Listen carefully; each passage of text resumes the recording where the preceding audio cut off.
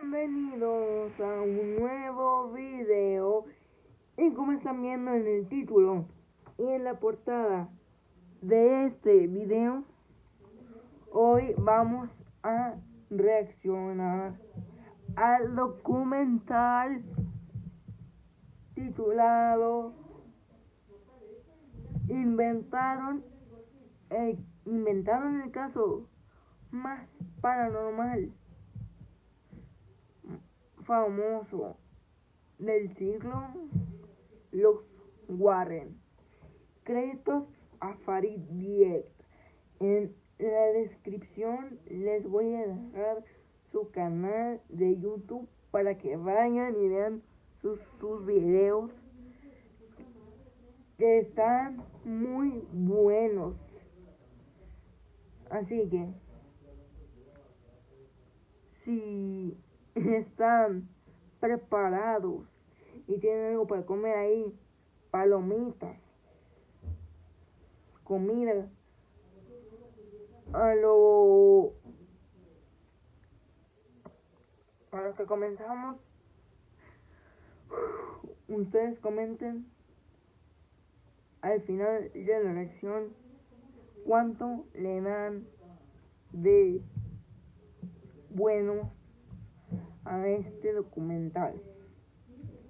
Sin nada más que decir, vayamos a Inventaron el caso paranormal más famoso del siglo, los Warren. Ya saben, créditos para vayan a su canal porque ese documental es muy bueno.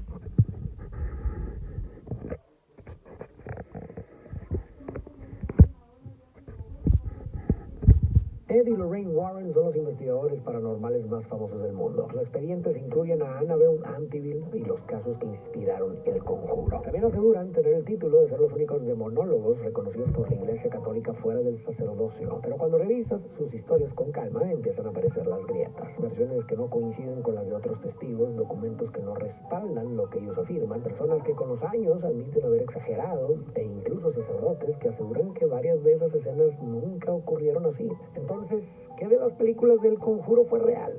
¿Algo? ¿Nada? Hoy vamos a analizar los casos más famosos de los Warren para que tú decidas si realmente eran expertos enfrentando demonios o si nos vendieron el mayor fraude paranormal del siglo. Para entender la versión de los Warren, vamos a partir de su propio libro oficial, El Demonólogo. Todo lo que aparece ahí viene de lo que Ed y Lorraine le contaron directamente al autor Gerald Brittle. Después vamos a poner esa versión a prueba, contrastándola con otros testimonios y evidencias. Y para poder conectar todas las piezas, tenemos que regresar al inicio. A dos niños que viven cosas que no pueden explicar. Por un lado tenemos a Edward Warren Minnie, que nace en septiembre de 1926 en Bridgeport, Connecticut, dentro de una familia muy religiosa. Su papá, Arthur Warren, es un católico devoto.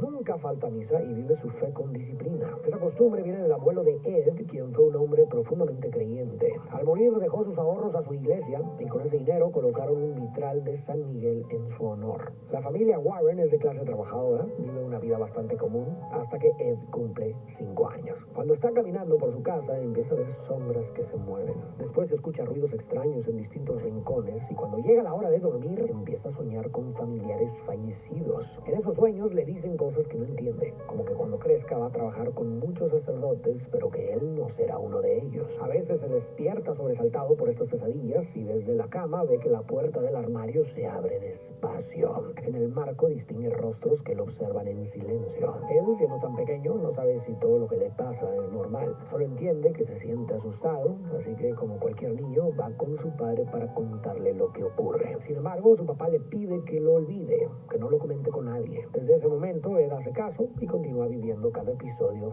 en silencio. Cuando crece un poco... Algo que se me olvidó mencionar en el intro de este video: todos los clips que Farid está utilizando para este video,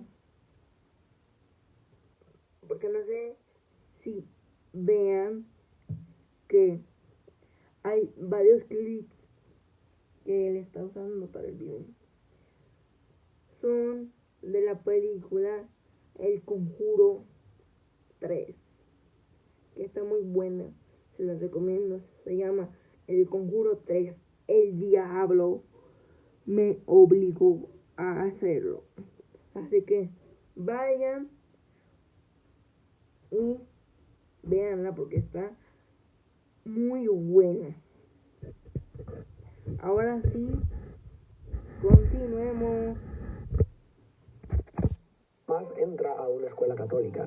Ahí de vez en cuando un sacerdote o una monja hablan de espíritus o del lado oscuro de la Biblia y él queda completamente fascinado. A pocas calles de donde crece, en enero de 1927 nace Lorraine Rita Moran, la hija menor de una familia de inmigrantes irlandeses. Desde muy pequeña muestra una sensibilidad diferente. Se dice que nació con la clarividencia, un sexto sentido que le permite percibir cosas que la mayoría no ve. Por ejemplo, a veces le aparecen imágenes de cosas que ocurrieron hace tiempo o de cosas que todavía no pasan, o siente situaciones que están sucediendo en otro lugar aunque ella no esté ahí. Como lo vive desde niña, no le parece raro, pero cuando cumple 12 años también entra a una escuela católica y empieza a notar que su forma de percibir el mundo no es igual a la de las demás. Durante el día del árbol se reúne con sus compañeras en el jardín. Forman un círculo alrededor de un hoyo listo para recibir un pequeño brote. Cuando lo colocan en la tierra, ella no ve una plantita, sino un árbol completamente desarrollado. Alza la mirada y distingue ramas grandes y llenas de hojas. La monja a su lado nota que está mirando hacia arriba y le pregunta qué observa. Ella responde que está viendo el árbol.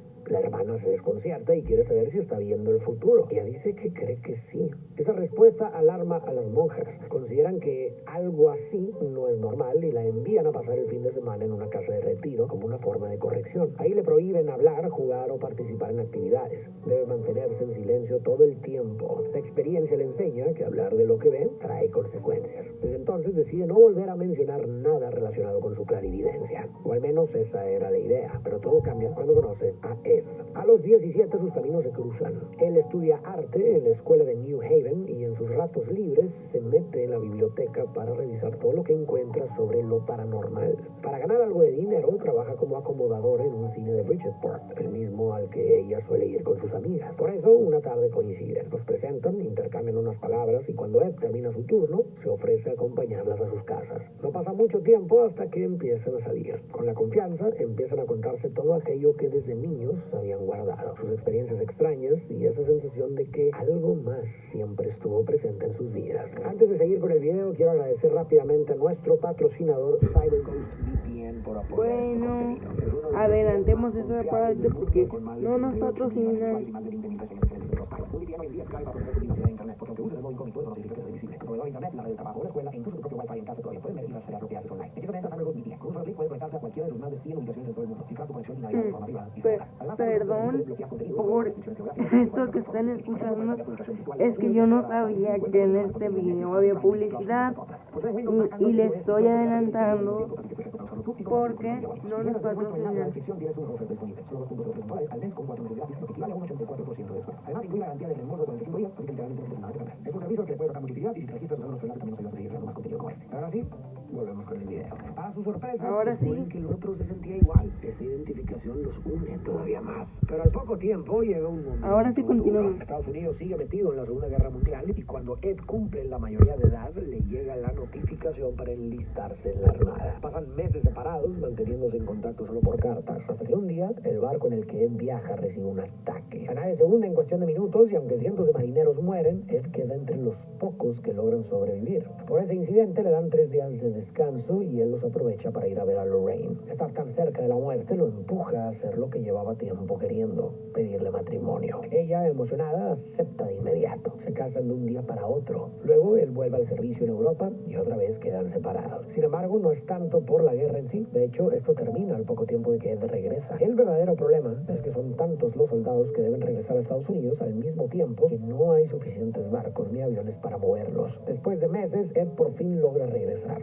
Encuentra a Lorraine esperándolo y junto a ella una bebé de 6 meses llamada Judy. Están felices, aunque también preocupados al no saber cómo conseguir dinero para ganarse la vida. Como Ed estudió arte y a los dos les llama la atención todo lo paranormal, se le ocurre una idea: buscar casas antiguas con fama de estar embrujadas, pintarlas y luego mostrárselas a los dueños. Con suerte, alguno querrá comprar el cuadro. Con ese plan, cargan lo poco que tienen en su viejo Chevrolet y se ponen a viajar, yendo de una casa embrujada a otra, según lo que encuentren en el periódico. Así Así se la llevan por un tiempo hasta que esas direcciones empiezan a acabarse. Ante esto empiezan a visitar cualquier hogar que les llame la atención y siguen haciendo bocetos con ese mismo estilo misterioso. Añaden sombras, figuras fantasmales y detalles inquietantes, aunque la casa no tenga fama de nada. A veces los dueños los ven dibujando afuera y se asoman para ver qué está pasando. Lorraine se acerca y les pregunta si alguna vez han notado algo extraño. En ocasiones los propietarios dicen que sí, ruidos, pasos o situaciones que no pueden explicar. Los Warren los escuchan con atención y tratan de orientarlos, buscando posibles causas o respuestas.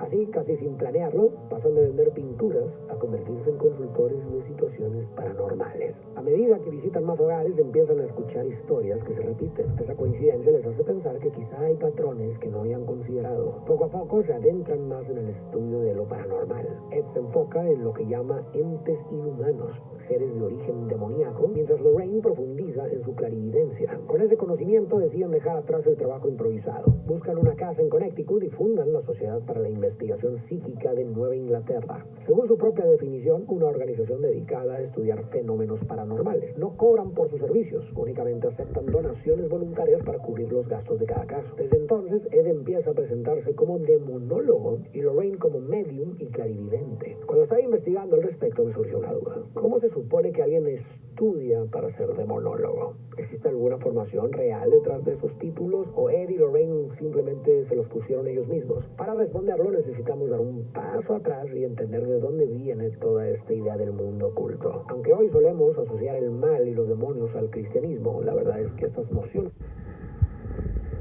¡Wow! Ese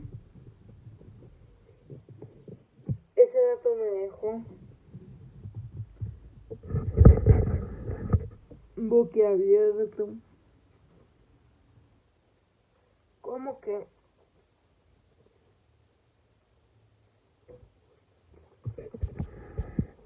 Son muchísimo más antiguas. Desde los primeros grupos humanos, las personas han intentado comprender el mundo en el que viven. Hoy contamos con la medicina, la ciencia y la tecnología para explicar muchas cosas, pero hace miles de años nada de eso existía. Si alguien enfermaba de repente, si una tormenta arrasaba con las cosechas o si una sequía se prolongaba demasiado, no había una causa evidente que pudiera señalarse. Frente a ese vacío de explicación, el ser humano buscaba sentido. Eso es algo bastante humano. Nosotros entendemos el mundo desde nuestra experiencia. Como los seres humanos actuamos con intenciones, queremos, decidimos, nos enojamos, perdonamos. Era natural pensar que afuera también podían existir intenciones. Es decir, pensamos que si nosotros teníamos voluntad, quizás la tormenta, la enfermedad o el bosque también venían de una voluntad. Así nacieron las ideas animistas, la creencia de que la naturaleza y ciertos eventos estaban habitados por espíritus o presencias. Y con el tiempo, algunas de esas presencias se volvieron buenas, otras peligrosas o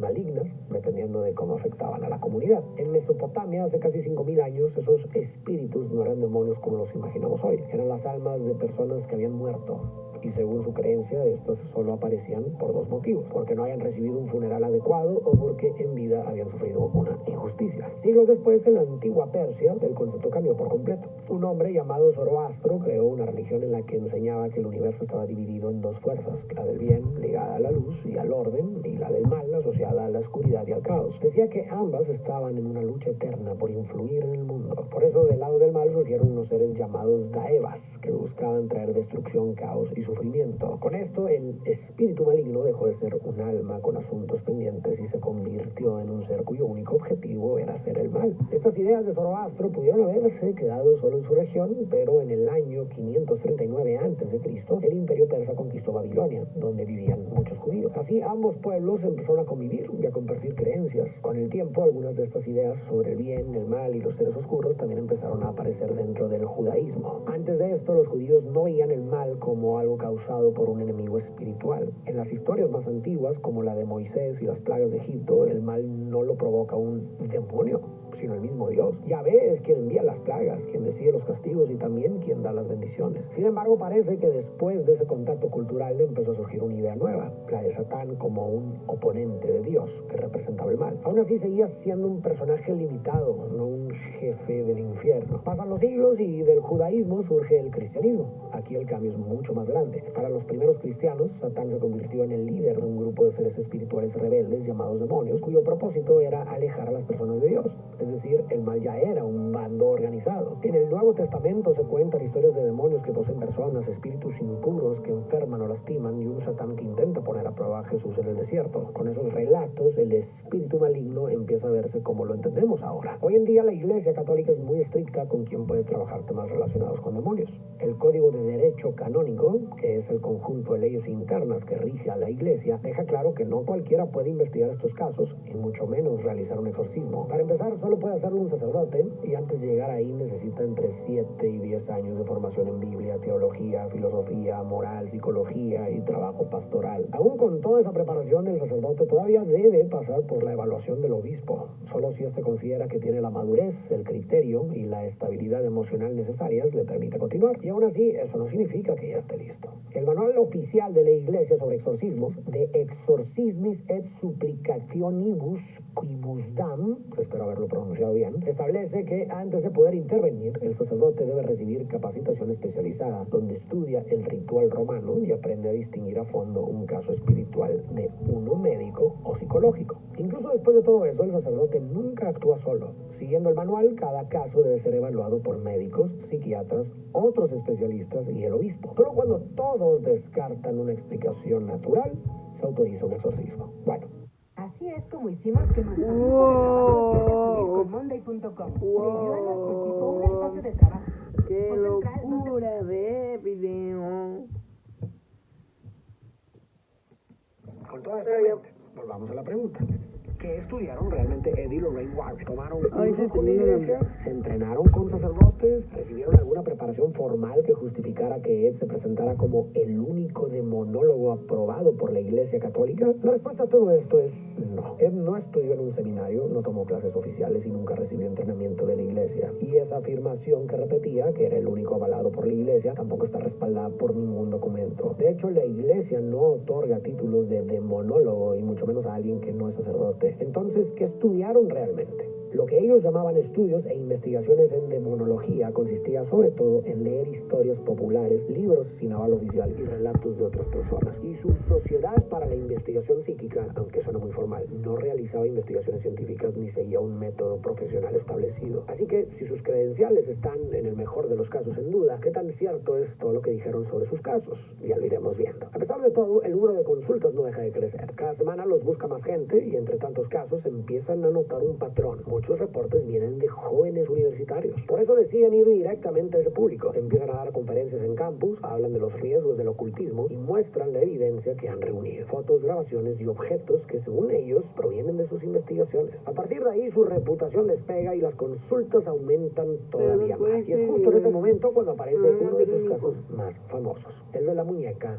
Annabelle. Según la versión de Ed, una tarde reciben una llamada de un sacerdote. Les comenta que dos jóvenes enfermeras aseguran estar comunicándose con lo que creen que es un espíritu humano y que este ha empezado a atacarlas. El sacerdote les pide que vayan a investigar y, ojo con esto, que además le recomienden a la iglesia cómo proceder. Los Warren manejan hasta un edificio de departamentos moderno. Ahí los esperan dos enfermeras de nombre Deidre y Lara, junto con uno de sus prometidos, Kyle Randall. Se presentan con formalidad, pero el cansancio en sus caras deja claro que llevan días lidiando con algo que los tiene completamente agotados. Presta mucha atención porque aquí vamos a ver el método con el que trabajan los Warren. Primero, Ed coloca un cassette en una grabadora. Registra la hora, la fecha, la dirección y los nombres de todos los presentes. Luego escucha la historia desde el principio. Deidre cuenta que la muñeca llegó como regalo de cumpleaños. La dejó en su habitación sin darle mucha importancia hasta que empezó a notar pequeños cambios. Cada vez que volvía a casa, la muñeca no estaba exactamente exactamente como la había dejado. Primero fueron detalles mínimos, un brazo movido, las piernas acomodadas distinto, pero con el tiempo los cambios se hicieron todavía más evidentes. Deidre incluso intentó asegurarse de que nadie más tocara la muñeca. Acomodó todo con cuidado, cerró la habitación y aún así, cuando volvió, la muñeca estaba distinta otra vez. Al principio intentaron no asustarse. Pensaron que quizás estaban cansadas o distraídas, pero pronto empezaron a pasar cosas que ya no podían explicar. Un día encontraron una nota que decía "Ayúdanos", escrita con letra infantil. Lo extraño es que no tenían ese tipo de papel ni lápices del color con el que estaba hecha. Pensaron que tal vez alguien les estaba jugando una broma, pero no había señales de que alguien hubiera entrado. Después la muñeca empezó a aparecer en otras habitaciones, a veces en poses imposibles, como de rodillas frente a la puerta principal, hasta que una noche la encontraron con sangre en la mano y 3 gotas marcadas en el pecho. Entonces decidieron buscar ayuda de una medio. Esta les dijo que la muñeca estaba habitada por el espíritu de una niña llamada Annabelle Higgins, que había muerto a los 7 años en ese terreno antes de que se construyeran los edificios. Según ella, el espíritu usaba la muñeca porque buscaba cariño y compañía. Las chicas, creyendo que realmente se trataba de una niña, le dieron permiso para quedarse. Perdón por el problema técnico, pero aprovecho para hablar de Annabelle Higgins. Miren, para empezar, Annabelle Higgins era una niña de tan solo 7 años que buscaba un cuerpo para habitar, pero como él dice,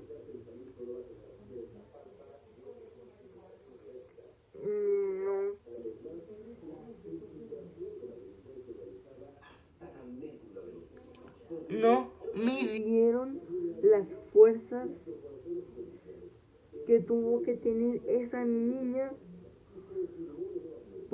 porque en ese tiempo no sabían si era una niña o un demonio. Y hasta que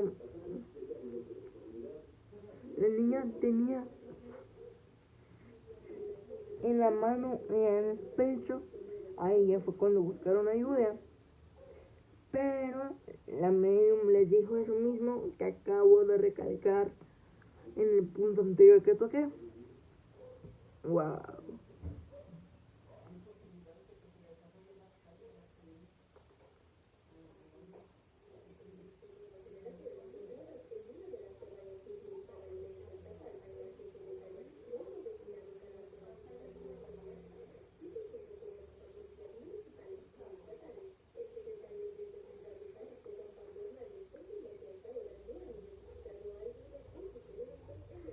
Total, al final del día no supieron manejar la energía o la entidad con la que estaban viviendo. Así que ya después de tocar esos puntos, ahora sí, continuemos.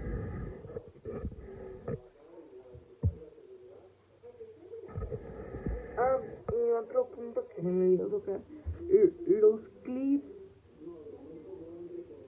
que está usando los clips que está usando el youtuber son de la película de Conjuros 2, pero si la quieren ver, está muy buena. Ahora sí, continuemos. En la muñeca. Pensaron que estaban haciendo algo bueno, pero a partir de ese momento, las manifestaciones se volvieron más frecuentes y más peligrosas. Cal, el prometido, cuenta que empezó a tener pesadillas constantes. Una noche sintió que algo subía por su cuerpo, llegó hasta el cuello, dejándolo con una sensación de asfixia. Tiempo después encontró 7 cortes en el pecho parecidos a unas quemaduras. Para ese punto ya no sabían a quién acudir, así que llamaron al sacerdote, que terminó contactando a los Warren. Después de escuchar toda la historia, él les asegura que pueden ayudarlos y que van a empezar de inmediato. Según su método, lo siguiente es identificar qué tipo de presencia podría estar detrás de todo esto. Por lo que escucha, concluye que se trata de una entidad inhumana, es decir, de naturaleza demoníaca. Entonces contactan a un sacerdote y le piden que vaya al apartamento para realizar un exorcismo. Mientras tanto, Lorraine hace su parte. Recorre el departamento concentrándose en lo que puede percibir emocional o energéticamente. Su tarea es detectar si la entidad está activa, dónde se manifiesta y qué nivel de influencia tiene dentro de la casa. Cuando terminan, se sientan nuevamente con Deidre, Lara y Carl para explicarles lo que creen que está ocurriendo. Él les dice que Annabelle no existe, nunca existió. Todo lo que creyeron hasta ese momento, la historia de la niña, la supuesta búsqueda de cariño, forma parte de un engaño. Sin darse cuenta, ellos mismos abrieron la puerta a esta presencia. Luego pasa a señalar los errores. El primero fue fijarse demasiado en la muñeca. Esa tensión le dio espacio a la entidad para manifestarse y ganar fuerza. El segundo fue acudir a una medium. Sin saberlo, la joven terminó actuando como un canal por el que la entidad pudo transmitir información falsa y manipuladora. Y el más grave, dice él,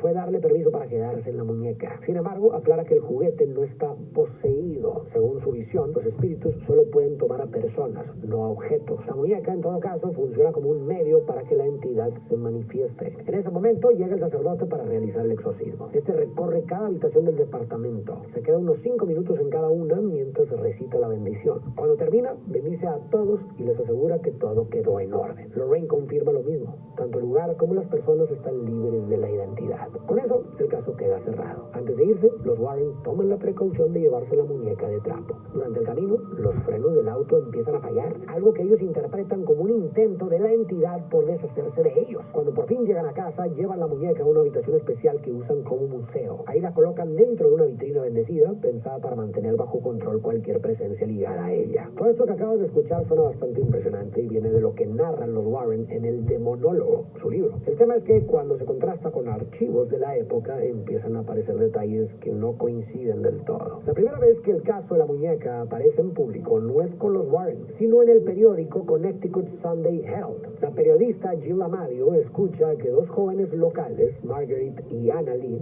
no Deidre y Lara, como después dirían los Warren, aseguran que les están pasando cosas extrañas con una muñeca Raggedy Ann. La historia le llama la atención y decide investigarla. Jill entrevista a las chicas y recoge sus testimonios, que en esencia coinciden con lo que ya comentamos. El detalle es que en este primer reportaje, Ed y Lorraine no aparecen por ningún lado.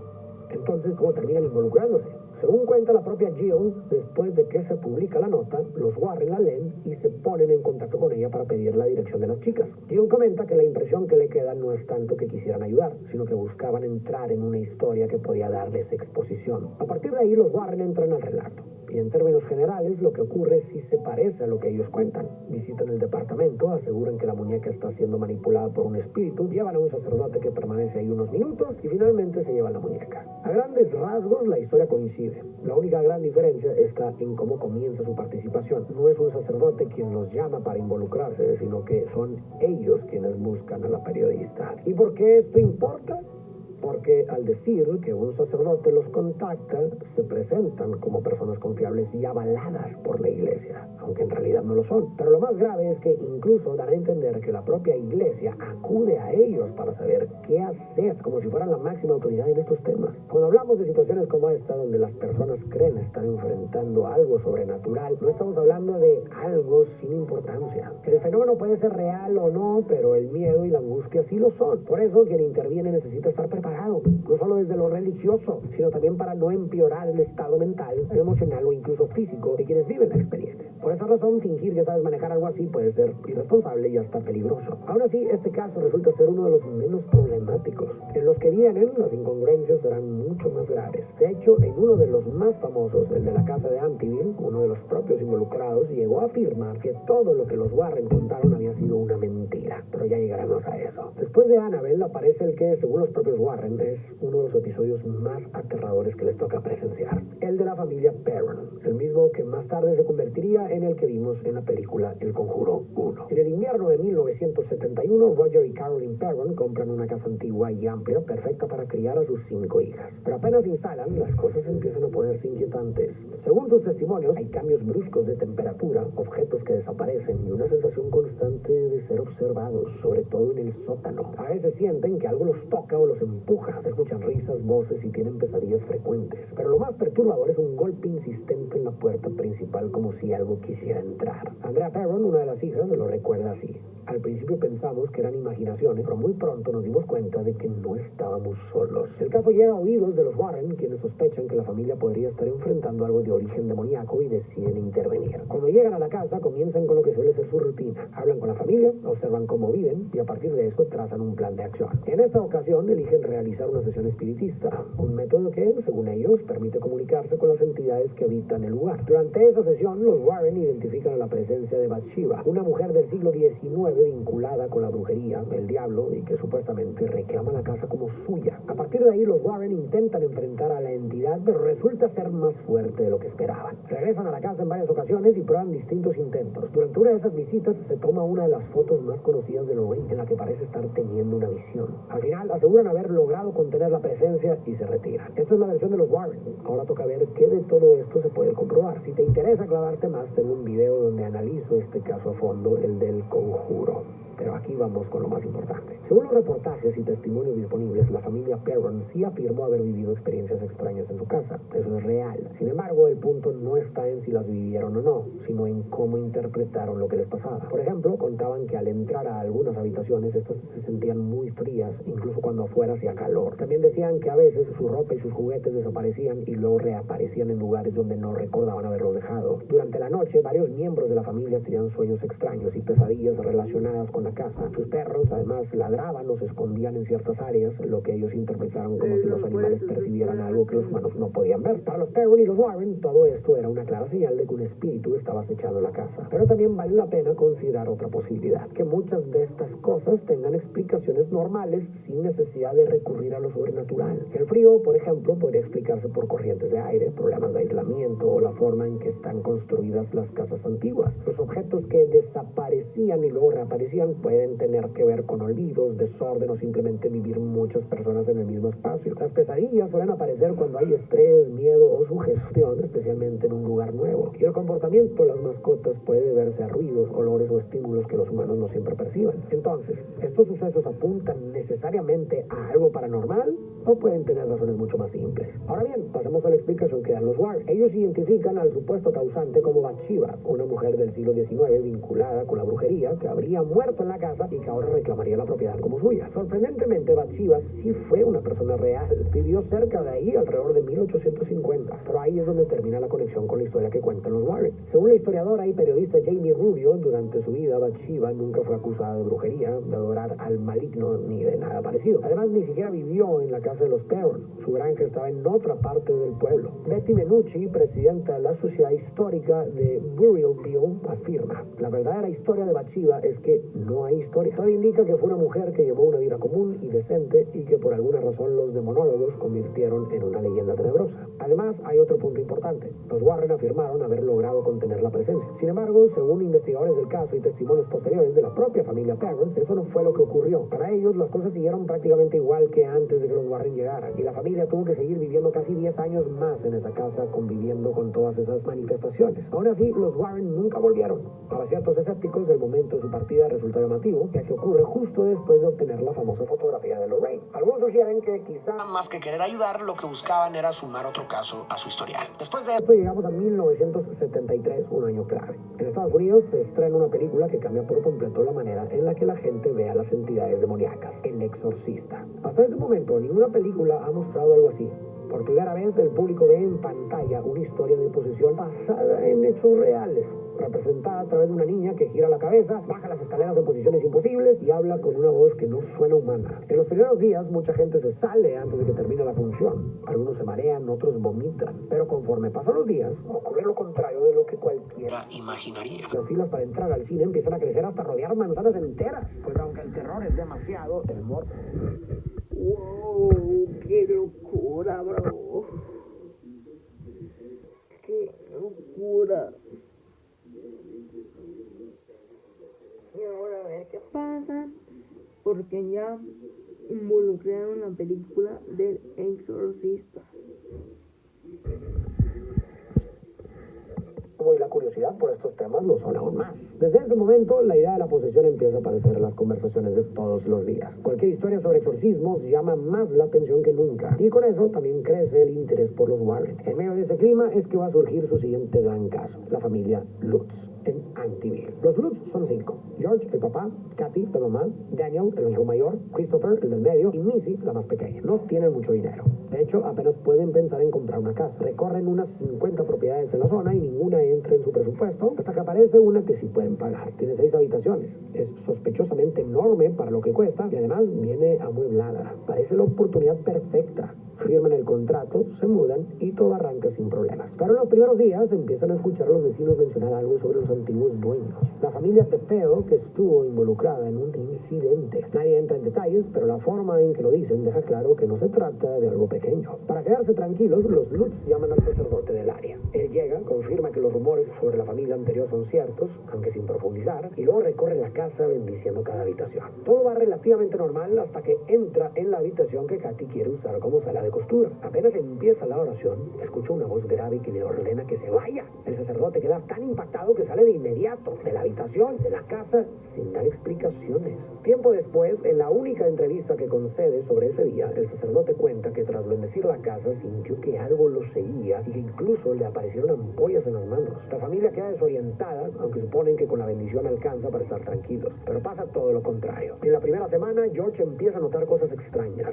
Se despierta todos los días a las 3:15 de la mañana con una sensación de miedo inexplicable. Esa hora va a ser importante, así que recuérdala. En la semana siguiente, de todos los baños empieza a salir un líquido negro. La habitación de costura se llena de moscas, una cantidad imposible para la estación del año. Missy, la más pequeña, dice que tiene un amigo imaginario que cambia de forma. Primero es un niño de su edad y después un cerdo. Esto sigue así hasta que una noche George escucha un golpe fuerte en la habitación de al lado, la de Missy. Se levanta, pero no puede avanzar. Solo puede girar la cabeza. Desde ahí ve a Catherine flotando sobre la cama mientras duerme. Desde el pasillo aparece la figura de un ser con uñas alargadas acercándose. Cuando logra decir algo, la figura desaparece y Catherine cae al colchón. Este es uno de los eventos más fuertes que relatan, pero en total viven alrededor de 200 sucesos extraños en menos de un mes. Entre ellos, un león de cerámica que se teletransporta a otra parte de la casa y muebles que se mueven solos. La familia la pasa muy mal, por lo que vuelven a llamar al sacerdote. Pero esta vez él se niega a regresar. Les dice que lo que habita ahí es más fuerte que él y que no puede hacer nada al respecto. Los Lutz quedan atrapados. Pusieron todos sus ahorros en esa casa y no tienen a quién recurrir. Desesperados, buscan ayuda en una conductora de un programa sobre temas paranormales.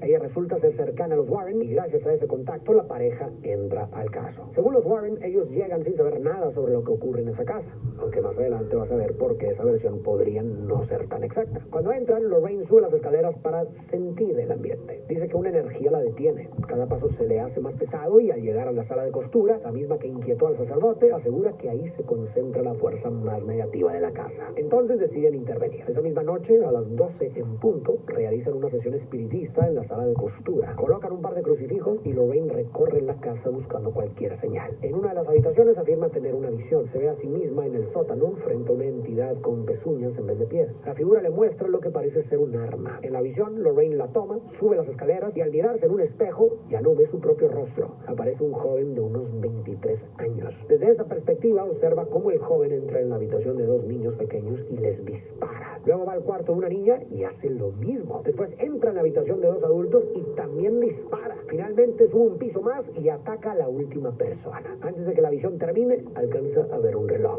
Marca las 3:15 de la mañana. Al volver en sí, el ambiente se queda helado. La infantería se une a las batallas.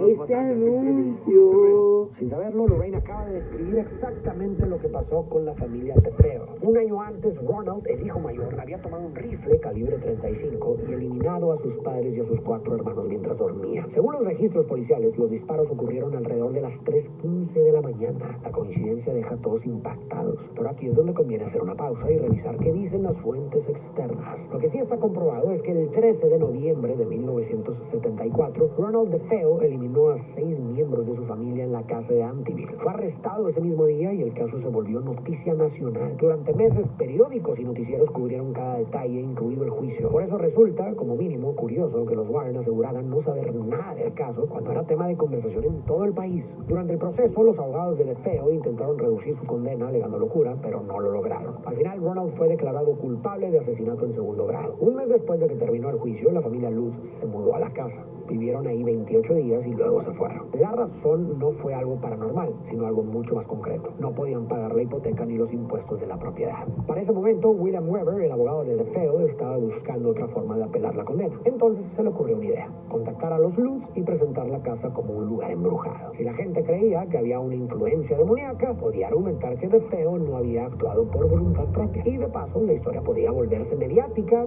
y dejar dinero. Los Lutz aceptaron de inmediato. A partir de ahí, el relato empezó a crecer con detalles cada vez más exagerados. Y como los medios ya tenían los ojos puestos en el caso de Feo, lo amplificaron rápidamente. Es en ese contexto cuando entran los Warren. Contactan a un noticiero local y consiguen que un camarógrafo los acompañe mientras recorren la casa. Lorraine dice sentir presencias en distintos puntos y al salir afirman que efectivamente está embrujada. Lo que no contaban era que, años después, William Weber saldría a decir que todo había sido inventado. En una entrevista para People Magazine dijo: sé que todo es un engaño. Creamos esta historia de terror con muchas botellas de vino. Aún así, los Warren continuaron contando este relato como uno de los casos donde según ellos estuvieron más cerca del infierno que nunca. Real o no, ese episodio los vuelve mucho más conocidos y esa fama los lleva hasta el caso de la familia Smurl. En 1973, Jack y Janet Smurl se mudan con sus hijas pequeñas a un viejo dúplex construido. Ok, les voy a explicar lo que viene a partir de ahorita. Y lo que viene ahora son la familia Smurl, una familia que se mudaron a Pensilvania en los años 1900. Total, que se mudan y a los días fue la primera comunión de una niña familiar de ellos, y de esa primera comunión fue donde todo empezó.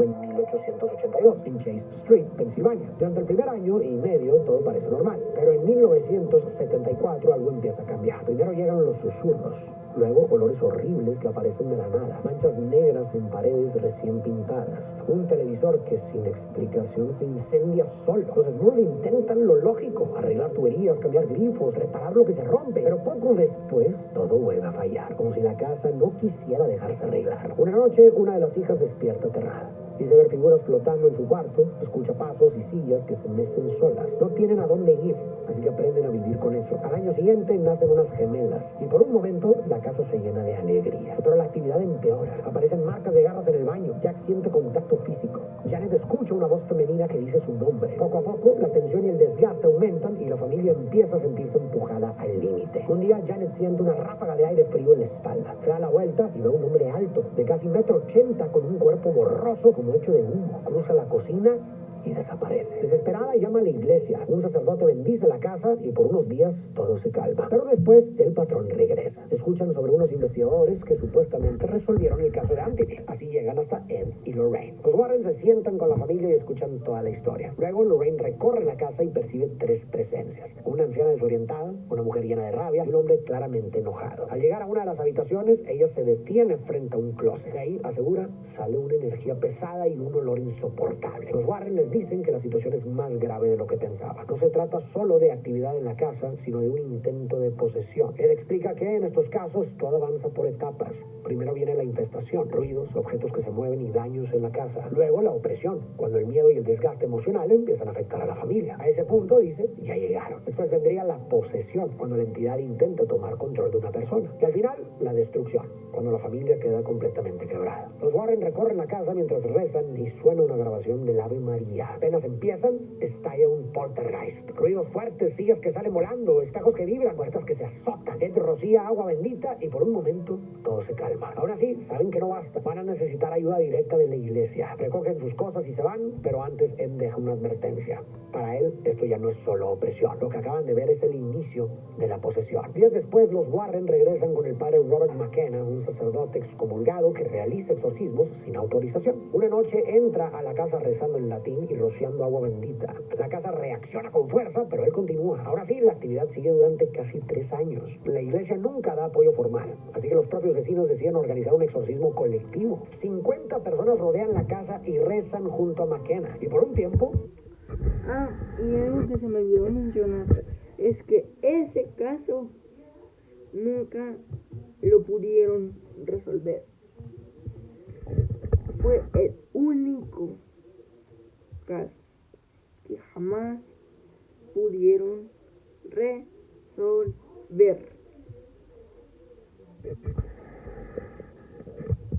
Funciona, pero solo por unos meses. En Navidad, todo regresa. Después de 10 años viviendo así, en 1988 los Small deciden mudarse a otro estado y la familia que compra la casa después no reporta nada fuera de lo normal. Hoy la casa sigue ahí, como cualquier otra casa del barrio. Para entender a fondo el caso Small, conviene mirar el contexto. A principios del siglo XX, esa zona de Pensilvania se volvió un centro minero, por lo que se excavó muchísimo bajo tierra. Conforme más personas llegaban a trabajar, comenzaron a levantarse casas, calles, iglesias y negocios, muchos de ellos encima o muy cerca de esas excavaciones. Con los años la minería se detuvo, pero el terreno no se rellenó ni se reforzó. Los túneles quedaron vacíos. Décadas después, inevitablemente, el suelo empezó a moverse y a acomodarse y todo lo que estaba arriba terminó resintiendo. Por eso en esa zona es común que las casas crujan, vibren, presenten grietas o tengan tuberías que se rompen con facilidad. Y cuando el drenaje falla, pueden aparecer olores fuertes de la nada. El problema es tan frecuente que existen estudios oficiales, programas estatales y hasta seguros especiales solo para daños por hundimiento del terreno. Esto no prueba que todo lo que vivieron los Small tenga una explicación simple, pero sí ayuda a entender por qué muchas de las cosas que describen no son exclusivas de lo paranormal. A esto se suma otro dato importante. Antes de mudarse a la casa, Jack Small había pasado por una cirugía cerebral. Después de una meningitis,